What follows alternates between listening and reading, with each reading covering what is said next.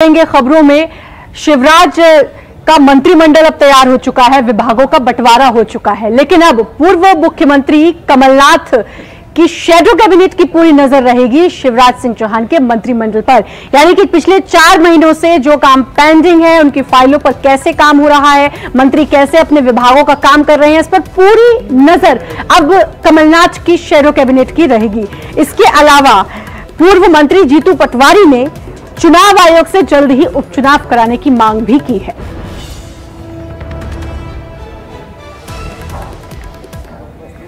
शिवराज मंत्रिमंडल के कामकाज पर अब कमलनाथ की शैडो कैबिनेट नजर रखेगी। पूर्व मंत्री और प्रदेश कांग्रेस के कार्यवाहक अध्यक्ष जीतू पटवारी हमारे साथ मौजूद हैं। सर, शैडो कैबिनेट का गठन हो रहा है, किस तरीके से नजर रखने का काम करेगी? जो सरकार भ्रष्टाचार की नींव पे बनी हो, जो सरकार षड्यंत्र की नींव पे बनी हो, जो सरकार मलाईदार विभागों को बांटने के लिए लड़ के बनी हो, उस पर निगाह रखना एक सच्चे विपक्ष का दायित्व है। हमें पता है कि जो 30 दिन का मंत्री बना है, जो विधायक है ही नहीं, हार जाएगा तो मंत्री रहेगा नहीं, वो क्या करने के लिए मंत्री बना है?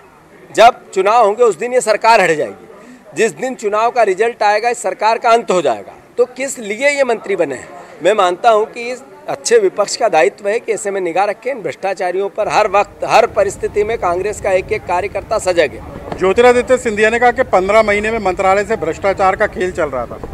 वो बताएं ज्योतिरादित्य सिंधिया जी कि महिला और बाल विकास मंत्रालय में क्या भ्रष्टाचार हुआ, वो बताएं। राजस्व मंत्रालय में क्या भ्रष्टाचार हुआ, वो बताएं। कि स्वास्थ्य मंत्रालय में क्या भ्रष्टाचार हुआ। मैं चुनौती देता हूं उनको, वो जवाब दे जयभान सिंह पवैया की बात का। मैं चुनौती देता हूं उनको। और वहीं कांग्रेस की शैडो कैबिनेट पर राकेश सिंह ने चुटकी लेते हुए कहा है कि अगर कमलनाथ की यही शैडो कैबिनेट अपनी ही कैबिनेट पर नजर रख लेती तो आज ये नौबत नहीं आती। साथ ही उन्होंने कहा कि ये सब कुछ वर्तमान समय में खुद को सुर्खियों में रखने के लिए किया जा रहा है। इससे ज्यादा हास्यास्पद बात और क्या हो सकती है? कमलनाथ जी की ये शैडो कैबिनेट अगर कमलनाथ जी की कैबिनेट पर ही नजर रख लेती तो आज ये नौबत नहीं आती और कांग्रेस की विदाई मध्य प्रदेश से नहीं होती। लेकिन उन्होंने ये नज़र नहीं रखी, भ्रष्टाचार होने दिए, ट्रांसफ़र को उद्योग के रूप में पनपने दिया, मध्य प्रदेश में अराजकता फैलने दी, कानून व्यवस्था की धज्जियां उड़ने दी, जिसके कारण ये परिस्थिति का निर्माण हुआ।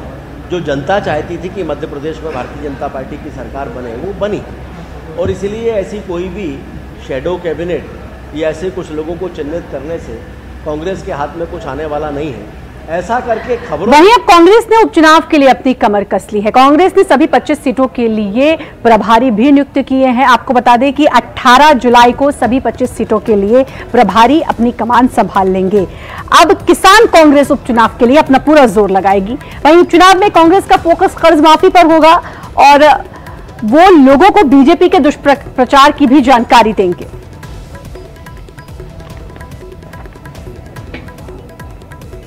और वहीं गृह मंत्री नरोत्तम मिश्रा ने राजस्थान में जो उथल पुथल चल रही है उसको लेकर उन्होंने कांग्रेस सरकार पर तंज कसा। साथ ही उन्होंने कांग्रेस पर को डूबता हुआ जहाज भी कह दिया। आपको बता दें कि राहुल गांधी पर उभरते हुए युवाओं को रोकने का उन्होंने आरोप लगाया। उन्होंने कहा कि मध्य प्रदेश और राजस्थान में कांग्रेस पर बुजुर्गों का कब्जा है। मध्य प्रदेश में कांग्रेस की सरकार चली गई, अब राजस्थान में कांग्रेस की सरकार चली जाएगी।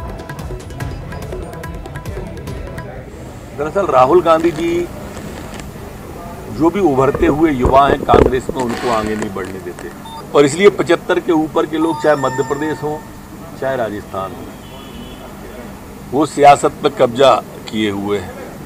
वर्तमान परिवेश और परिस्थिति से कटी हुई कांग्रेस से परिस्थितियों के कारण से आ गई है सरकार। झूठ बोलकर, असत्य बोलकर सरकार में आए हुए लोग ज्यादा दिन नहीं रहते।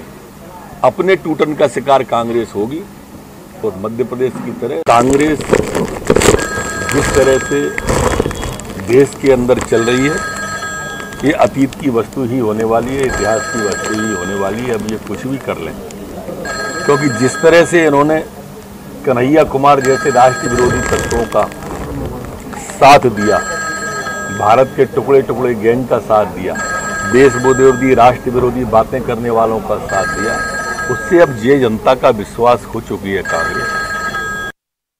और वहीं सचिन पायलट को अब एमपी बीजेपी का भी साथ मिल गया है। आपको बता दें कि कैबिनेट मंत्री गोविंद सिंह राजपूत ने सचिन पायलट का समर्थन करते हुए कहा कि कांग्रेस टैलेंट को दबाने का काम करती है, लेकिन टैलेंट को जितना दबाया जाएगा टैलेंट उतना ही निखरेगा। राजपूत ने कहा कि सचिन पायलट कोई बड़ा फैसला लेंगे और साथ ही कांग्रेस को घिसे पिटे नेताओं की पार्टी बताया। मैं समझता हूं पूरे देश में कांग्रेस में एक अलग प्रकार की विचारधारा ने जन्म लिया है। जो व्यक्ति वो टैलेंट है, जो व्यक्ति जनता की आवाज़ है, उस आवाज़ को दबाने का काम कांग्रेस में हुआ है। सचिन पायलट जी बहुत ही मैं समझता हूँ ऊर्जावान नेता है और राजस्थान सरकार बनने में उनकी महत्वपूर्ण भूमिका रही है। इस बात को पूरा देश जानता है। जहाँ एक और सिंधिया जी की भूमिका सरकार बनाने मध्य प्रदेश में थी, वहीं सचिन पायलट की भूमिका को कोई इग्नोर नहीं कर सकता। लेकिन मुख्यमंत्री बनने का समय आया तो गहलोत जी बन गए। अशोकनगर पहुंचे प्रदेश के पूर्व मुख्यमंत्री यानी कि कमलनाथ और साथ ही उनके साथ कांग्रेस सांसद दिग्विजय सिंह ने ज्योतिरादित्य सिंधिया पर बड़ा हमला बोलते हुए कहा कि ज्योतिरादित्य सिंधिया अब आज जो कुछ भी है वो कांग्रेस की वजह से है, लेकिन आज वो दुश्मनों के साथ खड़े हैं।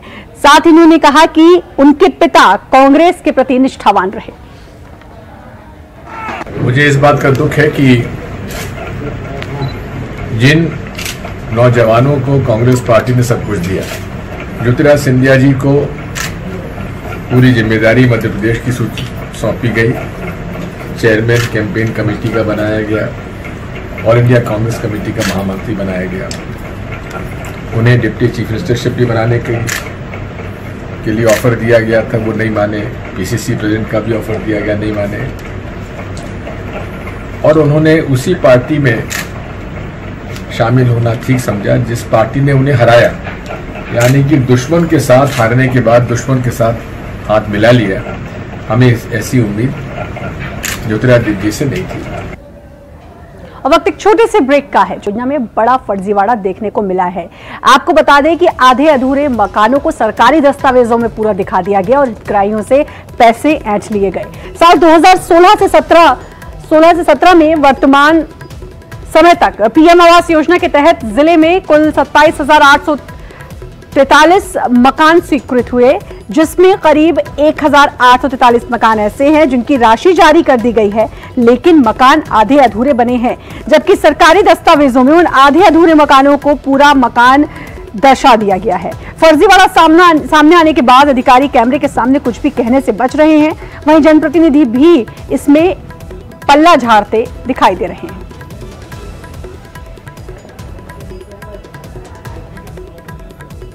और बड़ी खबर की ओर रुख करेंगे, सीधे रुख करेंगे ब्रेकिंग स्टूडियो की ओर। Reenu, over to you.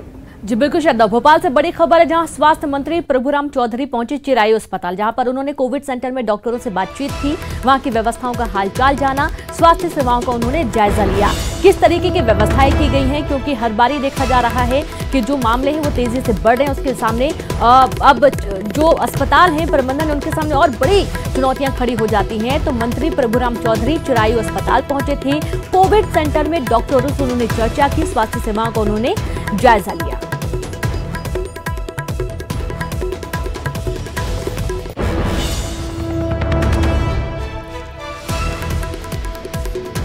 तो ये आप तस्वीरें भी देख पा रहे होंगे। भोपाल से बड़ी खबर है चिरायु अस्पताल की, जहां पर स्वास्थ्य सेवाओं का जायजा लेने पहुंचे मंत्री प्रभुराम चौधरी और यहां पर उन्होंने डॉक्टरों से चर्चा भी की और साथ ही जो वहां पर कोविड पेशेंट भर्ती थे उनसे भी उन्होंने बातचीत की।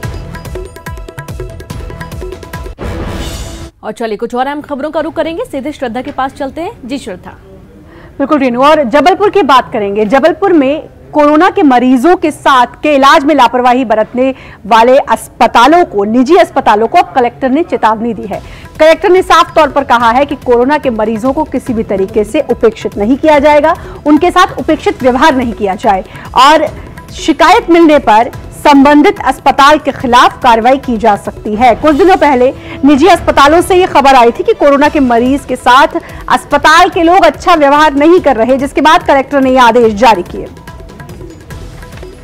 है। और मैंने उदाहरण भी दिया था कि एक पेशेंट जो बिलासपुर गए और हमारे यहाँ इलाज नहीं हुआ, चाहे हमारा शासकीय सिस्टम हो चाहे निजी सिस्टम हो, ये हम सबको देखना चाहिए कि जो अब वर्तमान परिस्थितियां हैं उसमें इस तरह की चीज़ें, कोरोना तो आएगा, कोरोना के सस्पेक्ट लोग भी आएंगे, पॉजिटिव भी निकल के आएंगे, लेकिन उनके साथ हमें सही व्यवहार करना पड़ेगा। इलाज में उनके साथ पूरा प्रोटोकॉल का पालन करना चाहिए और इस स्वास्थ्य विभाग के निर्देश भी हैं कि कोई भी व्यक्ति आता है उसको इलाज देना है, वो सस्पेक्ट है तब भी देना है और अगर उसका पॉजिटिव आता है तब भी देना है और जब वो शिफ्ट करने लायक स्थिति में हो तभी शिफ्ट करना है। इलाज जरूर मेडिकल कॉलेज में होगा या हमारी जो अरेंजमेंट है उसमें होगा। और कोरोना के लगातार बढ़ते आंकड़ों के बीच में जिला प्रशासन और साथ ही भोपाल नगर निगम की टीम ने एक साथ जुट होकर एक बार फिर से लोगों को जागरूक करने का बीड़ा उठाया है और इसके तहत लोगों को सोशल डिस्टेंसिंग का पालन करने के लिए बोला जा रहा है। इसी कड़ी में यमराज की वेशभूषा में लोगों को यह ताकीद दी जा रही है कि वो सोशल डिस्टेंसिंग के नियमों का पालन करें, मास्क पहने और साफ सफाई पर ध्यान दें। नगर निगम की टीम नियमों को तोड़ने वालों के खिलाफ कार्रवाई भी कर रही है।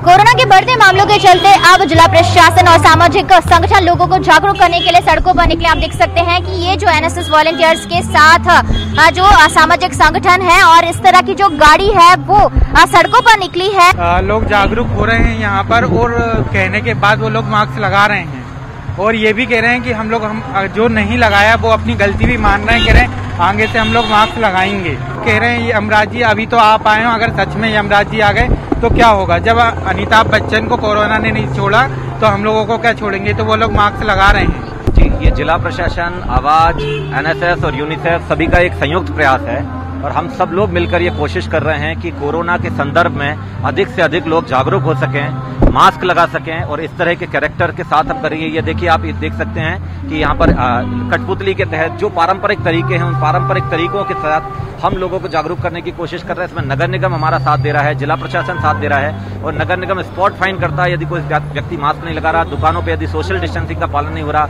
लोग जगह जगह थूक रहे हैं, इस सब चीजों के संदर्भ में ये एक पूरी पहल की जा रही है। जिला प्रशासन, नगर निगम और सामाजिक संस्थानों की ये जो पहल है और लोगों को जागरूक करने के लिए, क्योंकि राजधानी में जिस तरह से कोरोना पेशेंट बढ़ रहे हैं और बढ़ते हुए मामलों पर लगाम लगाई जा सके। कैमरामैन अनिल के साथ रंजना दुबे, न्यूज़ 18 भोपाल।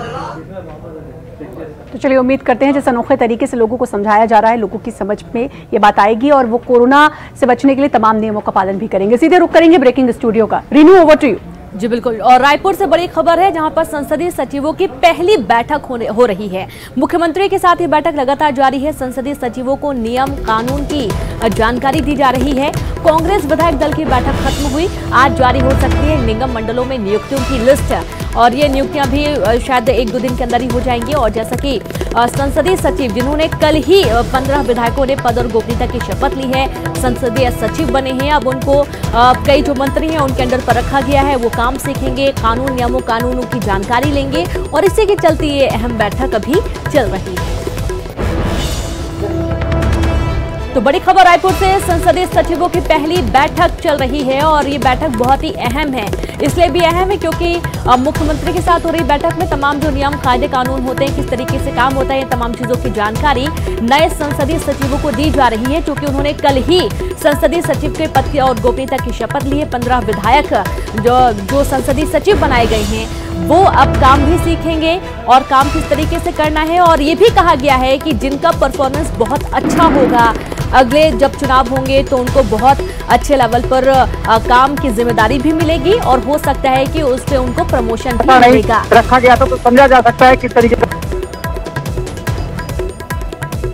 तो संसदीय सचिवों को नियम कानून की जानकारी दी जा रही है। कांग्रेस विधायक दल की बैठक खत्म हो चुकी है और आज जारी हो सकती है निगम मंडलों में नियुक्तियों की लिस्ट, क्योंकि निगम मंडलों की भी नियुक्ति करना है जैसा कि संसदीय सचिवों की नियुक्ति की गई है। और ज्यादा जानकारी के साथ संवाददाता अवधेश जुड़ गए हैं। अवधेश, संसदीय सचिवों की बैठक मुख्यमंत्री के साथ चल रही है, सबसे पहले तो बताएं कि बैठक में क्या कुछ खास है और निगम मंडलों की जो नियुक्ति है उसकी लिस्ट कब तक जारी हो सकती है?